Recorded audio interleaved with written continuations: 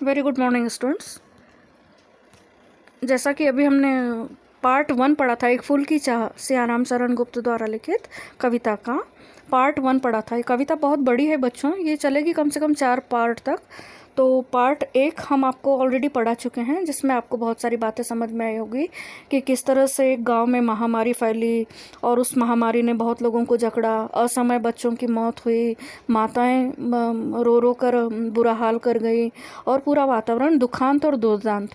अब इसके आगे की पंक्तियों में देखिए कि आगे क्या होता है।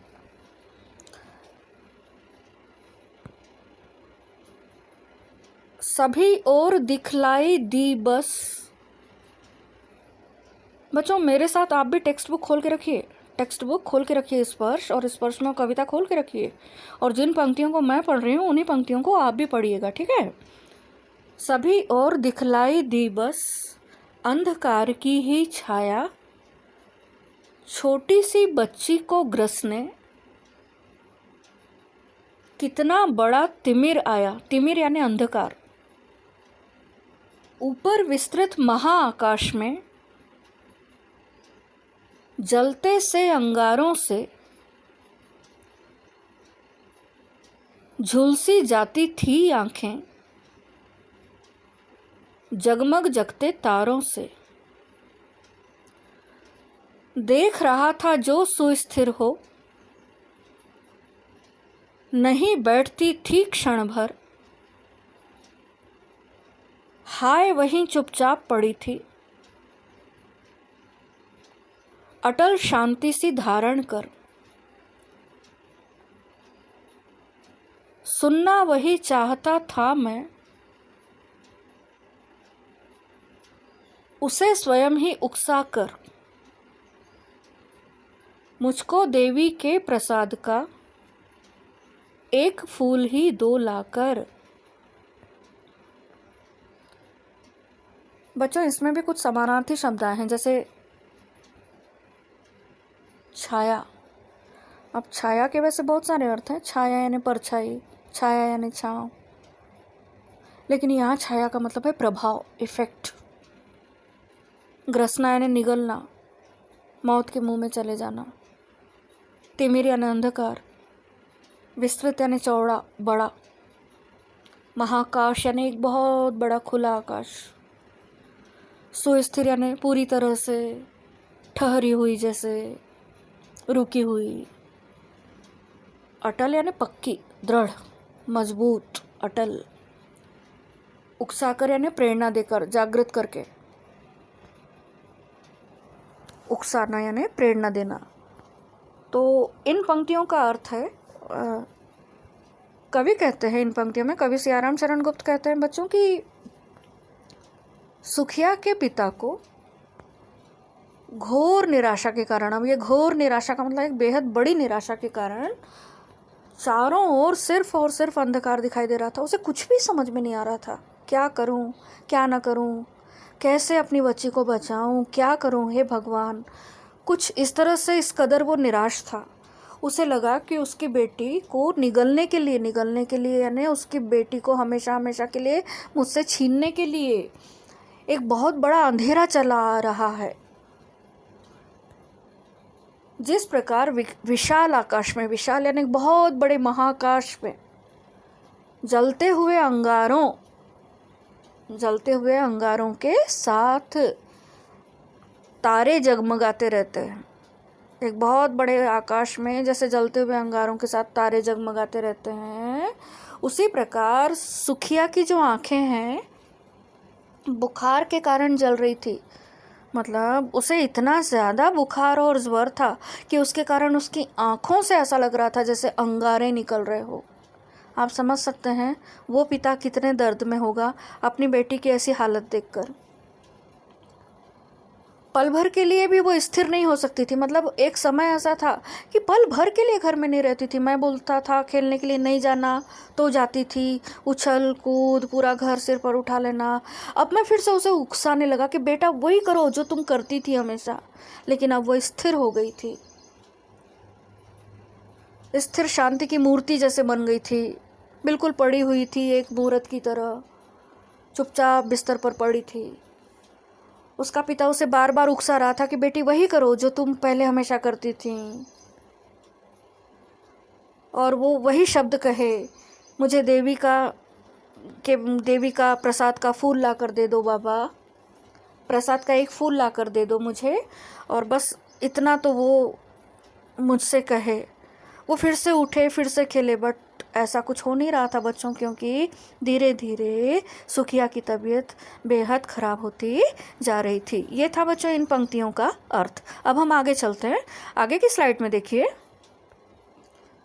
आप भी पढ़िएगा। ऊंचे शैल शिखर के ऊपर मंदिर था विस्तीर्ण विशाल, स्वर्ण कलश सरसिज विहसित थे, पाकर समुदित रविकर जाल, रवि यानी अरुण और अरुण यानी सूर्य, जाल यानी सूर्य की किरणें, दीप धूप से आमोदित था मंदिर का आंगन सारा, गूंज रही थी बाहर भीतर या भीतर बाहर मुखरित उत्सव की धारा। अब मंदिर का एक बहुत ही सुहावना और बहुत ही मनोरम वर्णन किया गया कि मंदिर का वो विशालकाय मंदिर का जो वातावरण था वो कितना खुशबूनुमा और कितना शांत वातावरण था।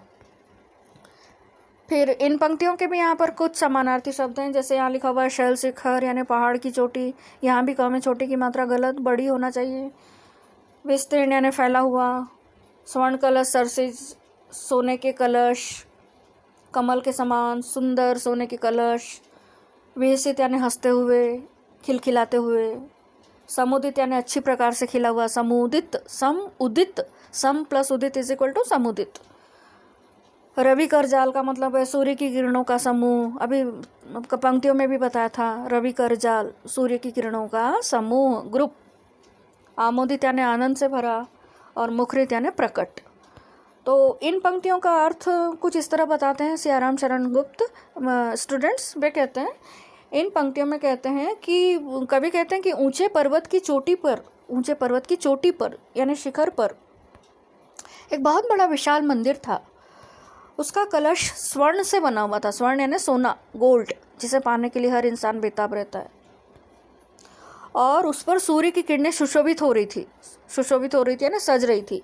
उस कलश पर पड़ने वाली सूर्य की किरणों के कारण या उन किरणों से जगमगाता हुआ कलश ऐसा हंसता हुआ सा प्रतीत हो रहा था। मतलब सूर्य की किरणें उस कलश पर, उस स्वर्ण कलश पर पड़ रही थी, तो ऐसा लग रहा था जैसे वो जो मंदिर का कलश है वो हंसता हुआ नज़र आ रहा है, जैसे सूर्य की किरणों को पाकर कमल का फूल खिल उठा हो, ऐसा लग रहा था उस समय। मंदिर में धूप दीप जल रहे थे, चारों तरफ सुगंधित वातावरण था, और उसके अंदर बाहर यानी मंदिर के अंदर मंदिर के बाहर उत्सव से भरा हुआ वातावरण था। ऐसा लग रहा था सब लोग एक प्रकार का कोई तो भी त्यौहार मना रहे हैं, उत्सव मना रहे हैं, और सब तरफ बिल्कुल आनंद उत्सव नज़र आ रहा है। ये था इन पंक्तियों का अर्थ।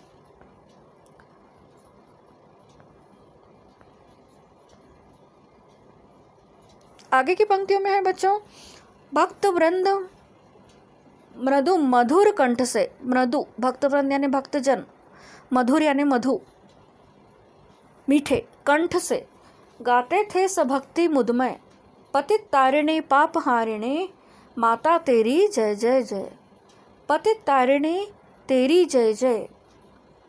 मेरे मुख से भी निकला, बिना बढ़े ही मैं आगे को, जाने किस बल से ढिकला। पता नहीं, मैं तो नहीं बढ़ रहा था, लेकिन ऐसी कौन सी शक्ति थी जो मुझे आगे बढ़ा रही थी। मेरे दीप फूल लेकर वे अम्बा को अर्पित करके, दिया पुजारी ने प्रसाद जब, आगे को अंजलि भर के, भूल गया उसका लेना झट, परम लापसा पाकर मैं, सोचा बेटी को माँ के ये पुण्य पुष्प दूं जाकर मैं। यहाँ समानार्थी शब्दों में वृंद यानी समूह, मुदमय यानी प्रसन्नता से भरा हुआ, प्रसन्नता सहित, पतित तारिणी यानी पतितों का उद्धार करने वाली, जो पतित हैं, जो गिरे हुए लोग हैं, जिन्होंने पाप कर्म किए हैं, उनको उठाने वाली, ढिकला यानी ढकेला गया, अम्बा यानी माँ देवी, अर्पित यानी भेंट चढ़ावा अर्पण करना, अंजलि यानी दोनों हाथों का संपुट यानी दोनों हाथों को अगर मिलाया जाए तो अंजलि तैयार होती है ना, उसको अंजुलि भी बोलते हैं। परम लाभ यानी परमात्मा की कृपा से, यहाँ गलत लिखा हुआ है परमात्मा की कृपया से, रॉन्ग, परमात्मा की कृपा से। ये थे समानार्थी शब्द। अब हम अर्थ देखेंगे इन पंक्तियों का। पंक्तियों में कवि कहते हैं स्टूडेंट्स कि हे पतितों का उद्धार करने वाली देवी, यानी हे गिरे हुए को उठाने वाली देवी, हे माँ पापों को समूल नष्ट करने वाली देवी, हे माँ तेरी जय जयकार है, हम तेरी जय जयकार करते हैं, हम तेरा गुणगान करते हैं। इन शब्दों में मंदिर में उपस्थित सारे भक्त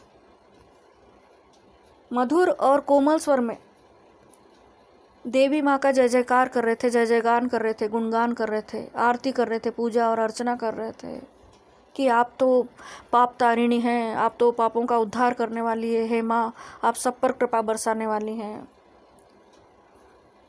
सुखिया के पिता ने भी देवी माँ का जय जयकार किया, जय जयकार किया, आराधना की, देवी की उपासना की। देवी का जयकार करने के बाद या देवी का जयकारा लगाने के बाद पता नहीं उसमें एक अद्भुत शक्ति आ गई, जिससे वह बिना आगे बढ़े ही देवी के समक्ष पहुंच गया, देवी के सामने पहुंच गया बिना आगे बढ़े। उसने अपनी कोई शक्ति नहीं लगाई, पता नहीं ऐसी कौन सी अदृश्य शक्ति थी जो उसे आगे की ओर खींची लेकर चली जा रही थी। उसने देवी माँ पर दीप और फूल अर्पित किए, दीप जलाए, फूल अर्पित किए, और उसके बाद उसने पूजा के फूल उठा लिए। पुजारी ने दोनों हाथों से उसे माँ का प्रसाद दिया, माँ की पूजा का प्रसाद दिया। लेकिन वह फूल पाने की खुशी में शायद प्रसाद लेना भूल गया, क्योंकि उसे तो फूल चाहिए था, वो फूल जो प्रसाद के रूप में बेटी ने मांगा था।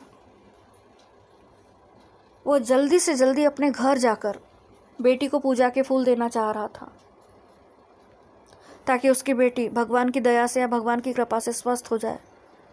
लेकिन बच्चों ऐसा हुआ नहीं। आगे जो हुआ वो बेहद दुखी और दुखद था। आगे जो आप सुनेंगे एक्सप्लेनेशन में समझ में आएगा कि उसके साथ फिर आगे क्या हुआ। फूल तो उसे मिल गया, माँ का प्रसाद मिल गया, उसको हासिल भी हो गई सफलता, लेकिन वो सफलता उसकी अधूरी रही। तो इस तरह से बच्चों पार्ट 2 एक फूल की चाह सियाराम शरण गुप्त द्वारा लिखित इस कविता का पार्ट 2 आज यहीं समाप्त होता है और हिंदी का पीरियड आज यहीं समाप्त होता है।